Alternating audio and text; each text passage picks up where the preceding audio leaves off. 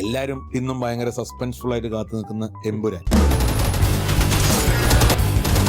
എമ്പുരാന്റെ ലൊക്കേഷനിൽ എനിക്ക് പോകേണ്ട ആവശ്യമുണ്ടായിരുന്നു. അപ്പൊ ഞാൻ രാജു എന്ന സംവിധായകനെ ആദ്യമായിട്ടാണ് സംവിധാനം ചെയ്ത് കാണുന്നത്. അപ്പൊ ഞാനുള്ള സമയത്ത് മലയാളത്തിലെ 2 ഫേമസ് ആയിട്ടുള്ള ആർട്ടിസ്റ്റും തമിഴിലൊരു ഭയങ്കര പോപ്പുലർ ആയിട്ടുള്ള സസ്പെൻസുകളാണ് ആർട്ടിസ്റ്റും ഇങ്ങനെ ഒരു സംസാരം നടന്നുകൊണ്ടിരിക്കുന്ന ഒരു സീനാണ്. ഞാൻ നോക്കുമ്പോൾ പുള്ളി ഇപ്പുറം ഇരുന്ന് ഡയറക്റ്റ് ചെയ്തു. ഞാൻ വിചാരിക്കുന്നത് നമ്മളെന്താ വിചാരിക്കുക, പൃഥ്വിരാജ് എല്ലാം സെറ്റ് ആക്കിയിട്ട് ഓക്കെ റെഡി അല്ലേ ആക്ഷൻ പോട്ടെ, പുള്ളിക്ക് അറിയാം. പക്ഷെ പുള്ളി അങ്ങനെ വിളിക്കുന്നത് നിങ്ങൾ പറഞ്ഞാൽ വിശ്വസിക്കില്ല.